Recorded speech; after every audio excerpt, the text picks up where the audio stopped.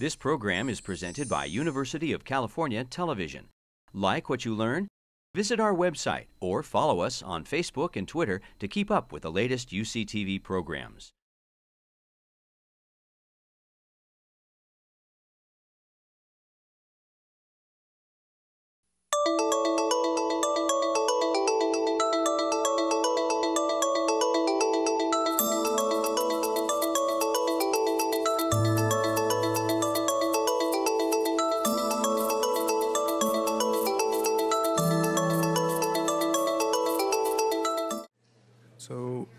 We're going to get started very soon, so I'd like to have everybody settle in, and so we can keep everything on time. Tony? Please come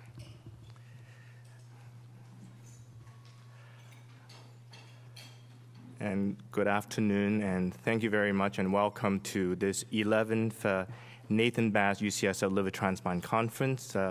Thank you for spending a nice day here with us. And alongside me is Tony Bass.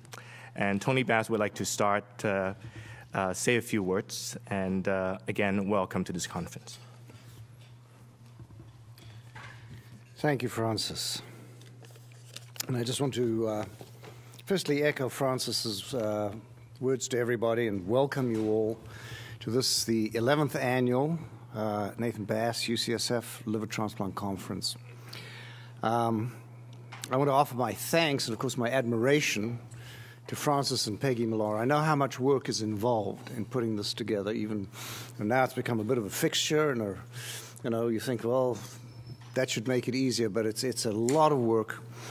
And once again, Francis and Peggy have done just an amazing job in organizing this 11th update that I'm extremely proud and honored to remain associated with. So, Francis, thank you very much, and Peggy, thanks to you as well. And I want to give them a round of applause for that. Now, I know as you all anticipate correctly, this is going to be an amazing learning experience with an excellent lineup of speakers and topics. You know, what's going on right now in hepatology is just amazing. It continues to be game-changing, not only hepatitis C, but Hep B, in the developments in the NASH world, management of portal hypertension. It's just really a very exciting field with all these new changes coming along thick and fast, and I'm sure you'll be hearing a lot about that as we go on. And I wanted to take a moment of your time right now just to pay tribute to a dear friend and colleague who was a regular attendee at these updates and a great supporter of the UCSF liver transplant team and liver activities. And I'm referring, of course, to Leon Kaufman. I think I have a picture in there. And Leon, unfortunately, passed away after a long battle with cancer on October 5th, just over a month ago. So I'd like to share with you some aspects of Leon's life, and I'm grateful to Cynthia Morton and Jim Allison and to Kenny Bishop for providing me with many of these details. So Leon was born, apparently to humble circumstances, in Montreal, Canada in 1938. He went to university at McGill, where he graduated in 1959 with honors in biochemistry, and then subsequently got his MD at McGill Medical School, graduating in 1963. And this was followed by his internships and residencies at Jewish General Hospital in Montreal and Michael Reese Hospital in Chicago between 1963 and 1966. He then came out west and came to UCSF, where he spent about 3 years doing research into porphyrins with Rudy Schmidt. And I understand he was very good at this, but he was not seduced by laboratory research. I think those of us who know him could understand that. What we might find surprising, knowing Leon as we certainly did, was that when he left California and research in the lab, he went off to New York again, where he entered private practice in internal medicine on Park Avenue. And of course, as I say, we'd not be surprised, knowing Leon, to learn that this life was definitely not his cup of tea, and he returned to California in 1973, where he started up work at Kaiser in Oakland. And Kaiser and his immersion in the local diverse community there was really a good fit by all accounts. Now, in 1981, I left the Royal Free Hospital Liver Group to come to California and start my life here. And it's amazing, shortly after I left, Leon took a sabbatical of 3 months to go to the Royal Free Hospital and spend 3 months there with Sheila Sherlock in the liver unit.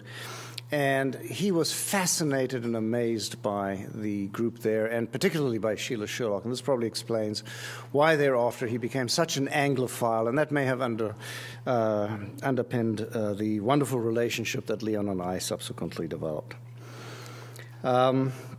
He became the Liver Transplant Advisory Board chairman for Northern California Kaiser, and he held that position from its inception in the early 1990s until his retirement. In his capacity of the chair of that advisory board, he worked very closely with the UCSF liver transplant team, and that included the almost 20 years that I got to know Leon and the 10 years that I worked as medical director. And he was notable for the way in which he promoted the relationship between Kaiser and UCSF as a true partnership. It was a true pleasure to work with Leon, as well as always very entertaining. He was a lovely man, a good friend, and he was passionately devoted to our common goal of doing the very best for the patients under our joint care and stewardship. Now, Cindy Morton, who worked closely with Leon for many years, shared with me her fond take on his qualities as follows. She said, "Leon was the master of the big picture of medicine and the succinct note, everything of importance in one line. He enjoyed his patients, always honing in on the important parts of their lives, although he was quite private with his own.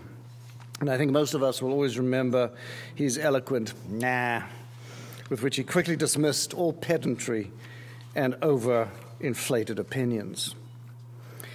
Now, although he was quick to share his consistent skepticism with us, Leon was far quicker and far more effusive in sharing his enthusiasm.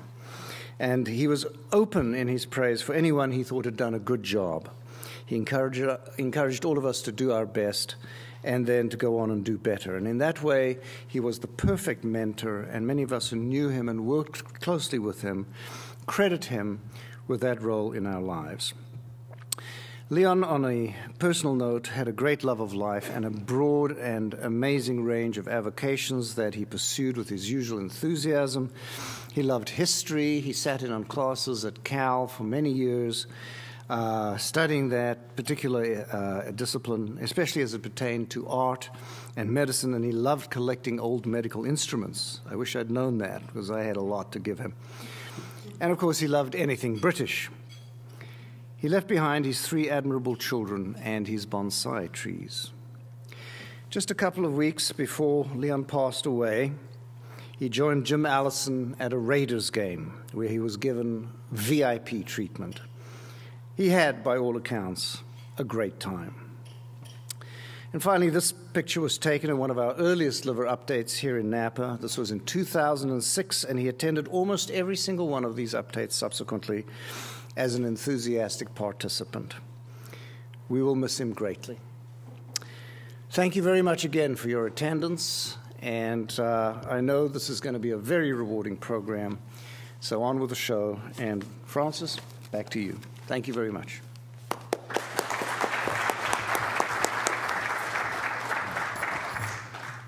Thank you very much, Tony. I remember Leon as a very tough leader, a gentle giant, who's never afraid to tell us what we can do and how we can do better.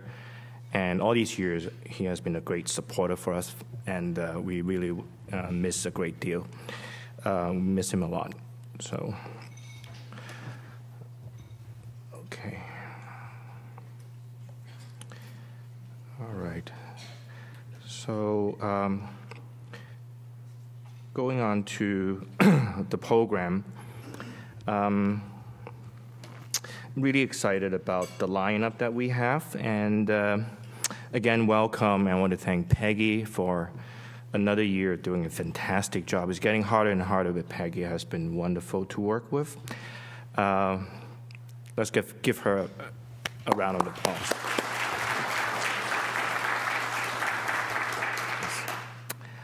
So our program's objective is really give you an up-to-date information on specific liver disease, entities and issues that are relevant to liver transplantation.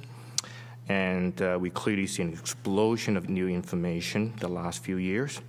And equally important, we like to know more, you to know more about the liver transplant program at UCSF and the people that we work with every day.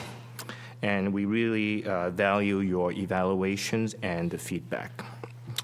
I'm going to do something differently this year. I'd like to recognize a few people within the UCSF transplant team who has at least 20 years of distinguished service to UCSF transplant.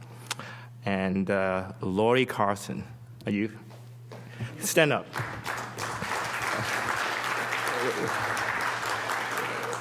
Lori is the liver transplant manager now, and before this, she has been devoted many years into the HIV and transplant program at UCSF, and really has been instrumental for the success of the program. Unfortunately, Barbara Moore is not here. Barbara Moore has been working as the pre-transplant coordinator for all this time, over 20 years.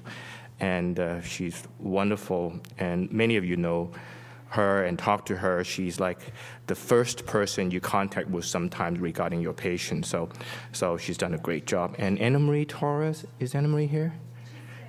Oh, Anna Marie has been working with me as the pre-transplant coordinator for a long time. Before that, she was with kidney transplant, and she's taking on a new challenge and taking on a new role as the life donor nurse practitioner. And she got her MP while working as an RN.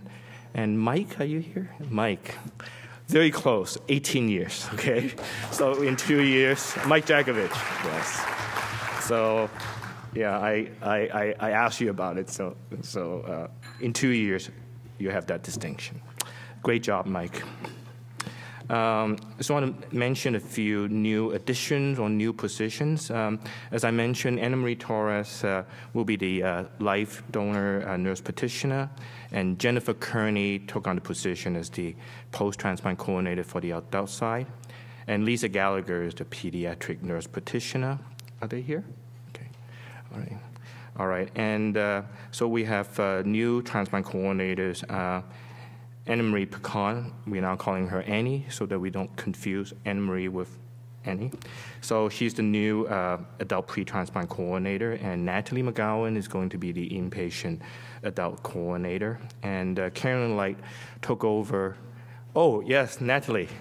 Natalie, stand up. Okay. And Carolyn Light took the position as the Director of Transplant Clinical Operations from Amy Peel, who has retired. CME, the online CME site will be available at the end of this meeting tomorrow afternoon, and it will be open until December 15th. So you need to get into, do the evaluation so you can get the CME certificate. After that day, we will have to close the CME site. And you can get it printed, and you can get the CME credit immediately. And if any question, you can check with me or Peggy, and it should be in your package. We are really indebted to our sponsors for the generous support. Without them, we would not be able to have this conference.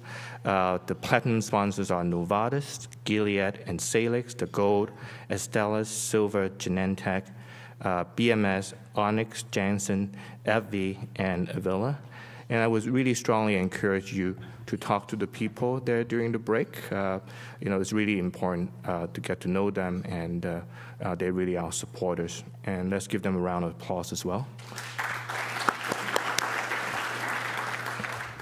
So the lineup for today, the program, we will talk about life donor liver transplant, address very important issues related to improving organ distribution, HCC, portal pulmonary hypertension with our guest speaker, Van Selby.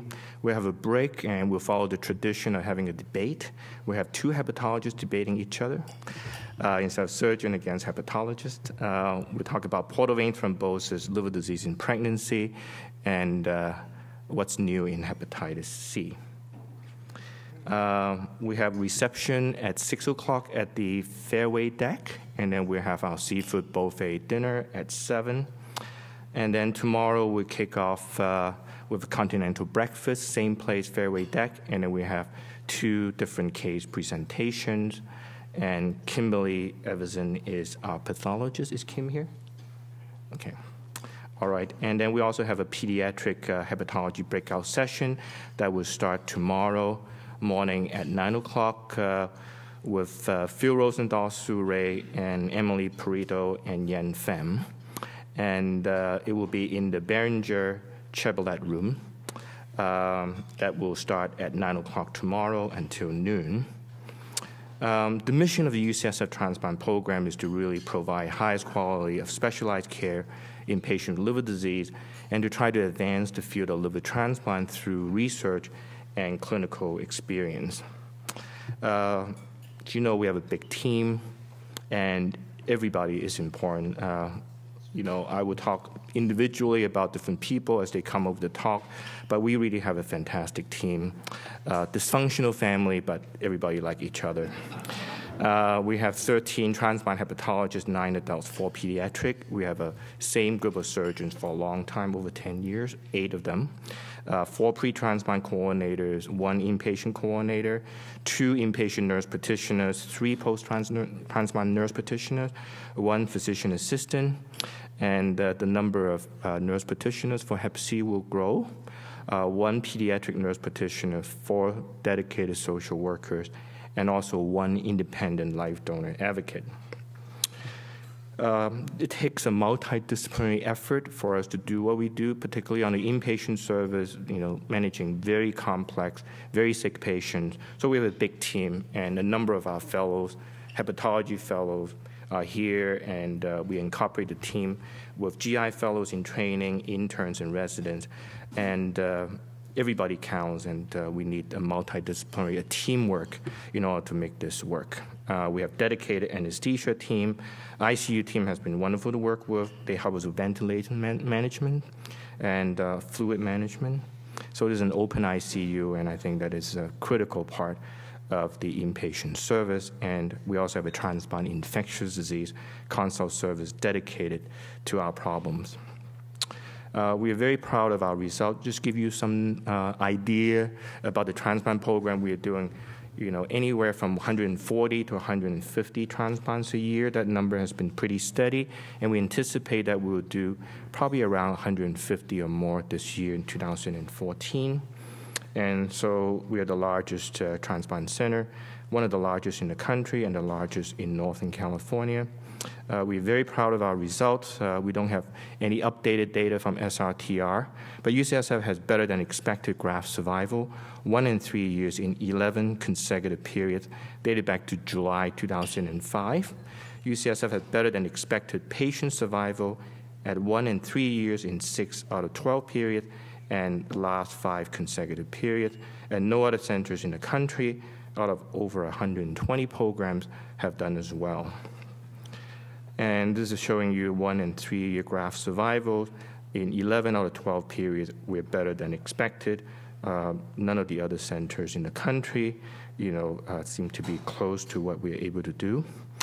And I think we have great surgeons to produce these great post-transplant outcomes, but I think the hepatologists are pretty good too. So our waitlist mortality since 2005, better than expected in 10 out of 12 reporting periods. And just bragging a little bit, we're doing very well.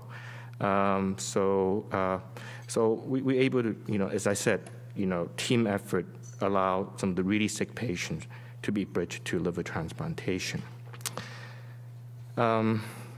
And I think that, one thing I should mention is that we are not like just transplanting, straightforward cases. Our ability to take on tough cases, patients with portal vein thrombosis, retransplants, and all that, really reflect the expertise and the ability of our surgeons. And one of our major area of focus for growth is a life donor transplant program, and this is very clear on our agenda.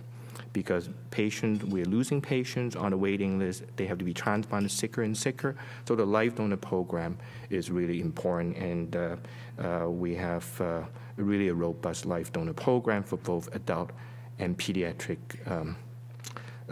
transplant services. So we're not able to do what we're trying to do without the support from the community.